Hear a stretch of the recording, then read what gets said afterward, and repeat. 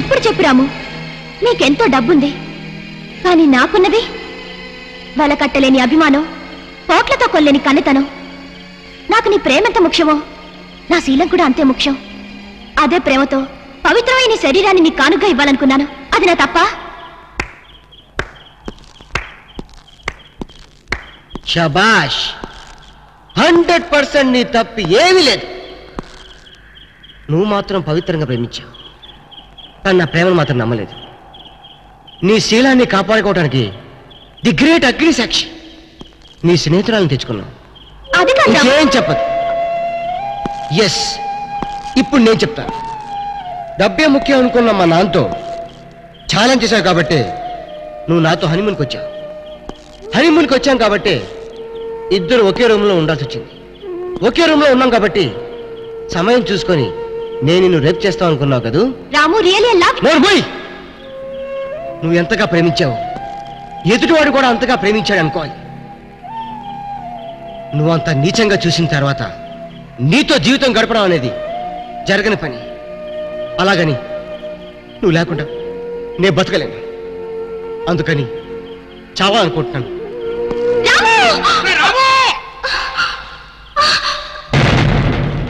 ఏమిట్రా నువ్వు చేస్తున్న పని? ఏదైతే జరగకూడదు అనుకున్నానో అదే నువ్వు చేస్తున్నావు. కాడదాని కోసం నువ్వు చచ్చిపోతావా? అంటే నువ్వు చచ్చిపోతే నేను పిచ్చివాడిని రోడ్డు పెత్తగల? ఆగు, అది నీ చేదు అనుభవం. ఆ చేదు అనుభవంతోనే తల్లి లేని నిన్ను తల్లి తండ్రి నేనే ప్రాణప్రదంగా పెంచుకున్నాను. ఇప్పుడు నేను ఎందుకు చావనిస్తాను? అంటే మీ స్వార్థాల కోసం నా మనసుతో ఆడుకుంటారా? కొడుకు పట్ల స్వార్థం లేని తండ్రి ఎవడున్నాడు రా? నీకు తల్లి లాంటి ఇళ్ళాలను తీసుకురావాలనుకోవటం నా స్వార్థమా? ఏ తల్లిదండ్రులైనా పెళ్లి చేసి హనీమూన్ పంపిస్తారు, కానీ నా తండ్రి పెళ్లికి ముందే హనీమూన్కి పంపించాడంటే చాలా గొప్పగా ఊహించి పంపించావేమో అనుకున్నాను. కానీ నీ నీచ బుద్ధి తెలిసిన తర్వాత నీ కొడుకు కాదు కదా, కనీసం నేను నీడ కూడా నా మీద పడకూడదు అనుకుంటున్నాను.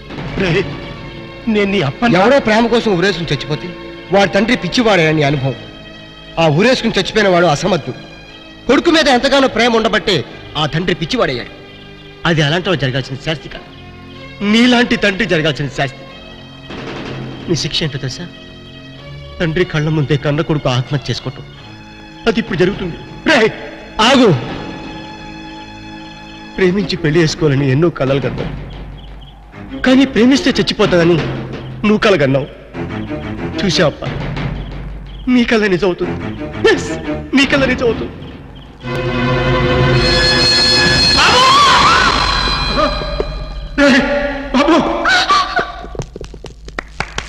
Very good, excellent, very good shot. Sorry sir. ఏమిటయ్యా? ఫిలిం రన్అట్ అయింది సార్. ఫిలిం రన్అట్ అయిందా? అవును సార్. ఏమిటయ్యా? దూకక ముందు అయిందా, దూకిన తర్వాత అయిందా? మధ్యలో అయింది సార్. మధ్యలో అయిందా? బుద్ధుడు అసలు నీకు ఏమిటయ్యా నువ్వు చెప్పేది? అసలు నీకు బుద్ధుడా?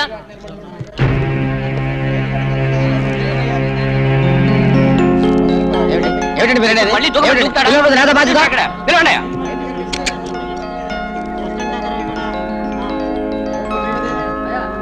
ఇప్పుడు మళ్ళీ దూకమని దూకుతాడా? ఏమిటండి చూడండి, మీకు కావాలంటే మళ్ళీ ఏమిటయ్యా నువ్వు చెప్పేది? డైరెక్టర్ గారు, దూకింది మన హీరో కాదు సార్. అవును, నిజమే. వీడెవడండి బాబు? కష్టాల్లో క్లైమాక్స్ పెట్టుకుంటే మధ్యలో వీడు దూకేడేటి?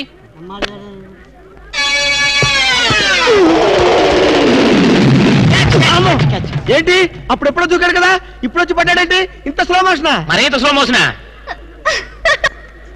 మరి క్లైమాక్స్ ఎలాగండి? ఇదే క్లైమాక్స్, ఇదే శుభం షాట్. 100 days guarantee. కొండ మించి దూకినప్పుడు ఎంత భయపడ్డానో తెలుసా? నేను భయపడ్డాను తెలుసా? ఎందుకు? ఎక్కడ పడతానేమో.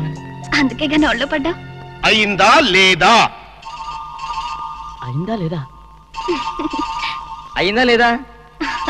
ఇంతకీ అయిందా లేదా? అయిందా లేదా? ఏంది భయ్, అయిందా లేదా? అబ్బో, ఈరోడు మధ్యలో. హలో,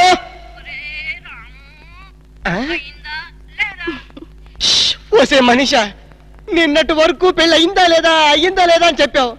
ఇప్పుడు పెళ్ళి అయిన తర్వాత నీ గోలంటే ఏమండి?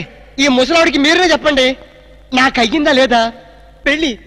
సీక్రెట్ మ్యాటర్ కదా, ప్లీజ్ ఏంటండి? ఏమిటి? ప్లీజ్ వెళ్ళిరండి. బిర్లా రండి. వచ్చేసా.